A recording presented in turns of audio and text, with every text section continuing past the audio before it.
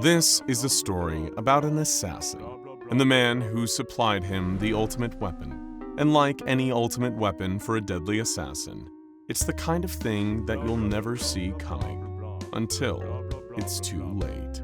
It all began with a shootout in Atlanta, Georgia, between local cops and what they suspected was a major hub of the local heroin trade. Little did they know, it was actually something so much more dangerous than any amount of common or garden skag, because mere heroin isn't brewed up by Dado. You can probably already picture the scene. Police squad cruisers lined up in front of the remote warehouse, unloading volleys of bullets at the dealers and enforcers. Occasionally, they peek up from windows and vantage points, sometimes returning fire with AK-47s.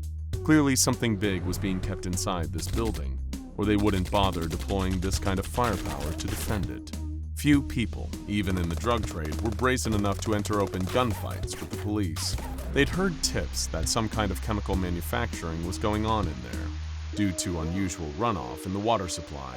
If some dangerous new drug was going to hit the streets of the United States, it was going to originate from here. And in a way, they were right, just not quite in the way they thought. Over time, the shootout began to get out of control. Surrounding police precincts had to send in reinforcements when the criminals inside the warehouse seemed to become increasingly violent.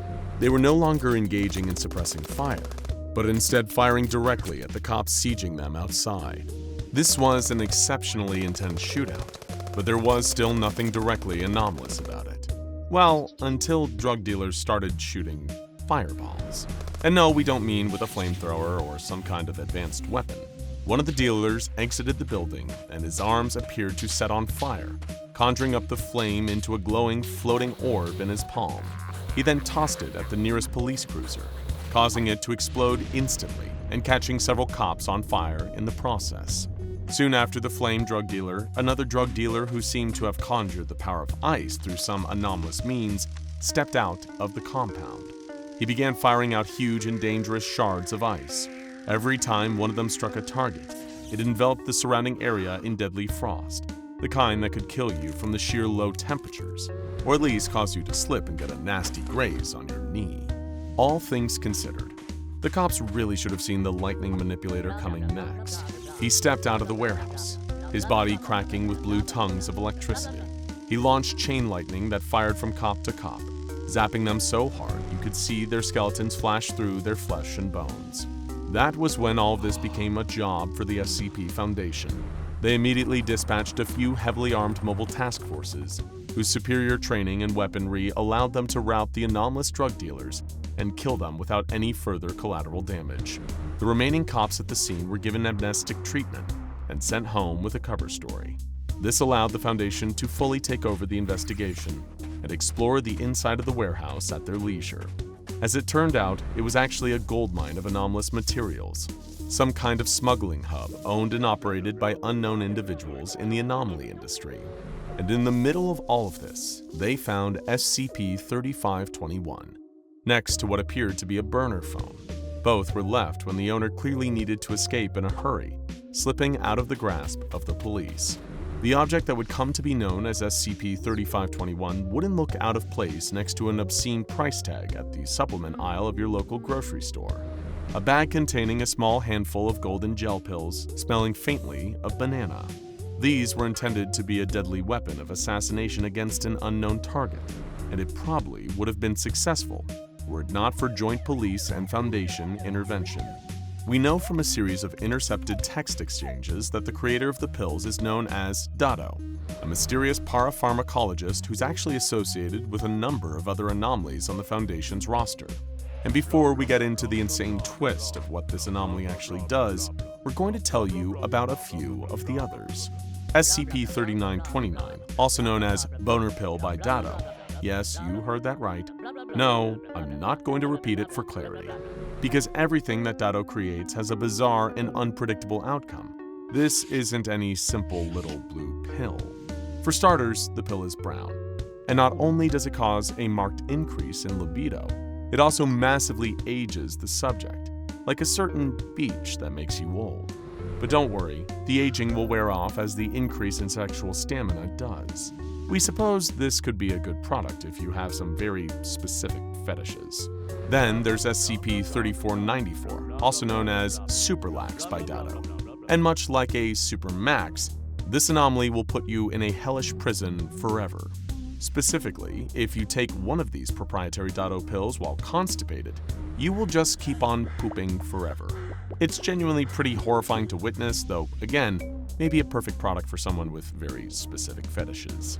The same cannot be said for SCP-3866, another Dado pill meant to aid in sleep. And if you take it, you certainly will sleep, potentially for 3,000 years, which you'll inexplicably be able to survive and won't even age. So if Sleeping Beauty was always your favorite Disney princess growing up, don't worry, Dado's got your back there too. If you're worried about hair loss, that's H-A-R-E loss, not H-A-I-R loss, you'll love SCP-3802, Hair Growth by Dado. This viscous pink ointment will react very differently depending on the nature of its use. If rubbed onto the head of a bald child, such as one experiencing chemotherapy for cancer, it will cause live adult hairs to grow out of the head of the subject and leap off. There will be no scarring and harm caused to the child. It's honestly pretty whimsical. However, if you're an adult male and you apply it to your head, your body will erupt into nightmarish tumors. They will grow into giant Flemish rabbits that leap off the bodies of the subject, horrifically wounding them and resulting in death. The message here, fellas, is to accept your baldness. You can make it a real look, you just have to believe in yourself. There's also SCP-5604, another pill, lipstick red this time, which will completely rewrite your personality after you take it, and SCP-4193, an anti-headache pill that will shrink your eyes and make you see nightmarish things in the process. And there's even SCP-5185, a dog-sized house spider that Dado sells as a fine dog. And everyone who has one does have to admit, they don't have many flies in their house afterwards. All this is extremely valuable context that lets you understand Dado, a strange, seemingly Eastern European and almost definitely sleazy inventor of pharmaceutical freakery. So when you consider that the pills we're going to talk about today were explicitly designed to kill the person consuming them, it gives you a pretty good idea of just how insane this whole thing is going to be. And things got particularly insane when the SCP Foundation tried to perform tests on SCP-3521 in one of their own facilities, specifically in Site 92, a site in Georgia, USA, which specialized in storing inert anomalous objects. They tested the pills in the lower levels of the building for the sake of safety. They had no idea what effects the pills would have on anyone ingesting them. There were even reinforced walls that could subdue any escape attempts if the pill caused the subject to become a highly aggressive monster with superpowers. What actually happened, as it turned out, was so much stranger. When the D-Class took the pills, he began to complain of extreme stomach pain, followed by bloating and nausea. He asked for medical treatment, but the researchers ignored him, waiting to see what would happen next. Ironically, most of the very same scientists would soon be dead. So what goes around really does come around in the end. After 30 minutes of increasing pain, he almost immediately exploded in a flurry of bananas from within. Millions upon millions of bananas, each one piling one on top of the other, creating a tide of yellow death that rapidly consumed the lower levels of the site. And it didn't stop there. As the volume of bananas increased, the very walls and ceilings began to buckle under the increase in pressure. A yellow tide, unstoppable and deadly. Anyone who didn't get out of the base in time before the bananas reached critical mass was doomed. As the base collapsed in on itself, 23 members of research staff and 62 members of additional staff were dead. Most of them had been crushed by the terrifying banana onslaught, but some had died of acute radiation poisoning. You see, the potassium in each banana is ever so slightly radioactive. Taken on its own, the radiation of each banana is harmless to a human being. However, the number of bananas that burst forth from the very dead D-Class numbered in excess of 50 million at least. The estimated total weight of them was 9.15 million kilograms. Staff members from the nearby Site 17 got an alert on the Foundation switchboard about the excessive amount of radiation detected at Site 92. Mobile task forces wearing radiation protection gear were immediately dispatched to assess the situation. They assumed that it must have been the result of the on-site nuclear reactor core overloading, and never once expected that the pile of hellish yellow rising up in the Georgia horizon as their choppers moved in. The surviving staff were evacuated and treated for radiation sickness. Little by little, each of the other anomalous objects were moved out of the base, and then Site-92 was decommissioned entirely. It's now known within the Foundation as the Site-92EX Biohazard Waste Site, all because they made the critical mistake of underestimating those little yellow pills, which are now themselves buried under the mass of bananas at the former site. If the pills had ever reached the assassin's intended target, who knows what chaos and strife would have unfolded across the globe. Every nation on Earth might have become a banana republic. The mere sight of a minion from the hit Despicable Me franchise could evoke waves of severe and debilitating PTSD attacks.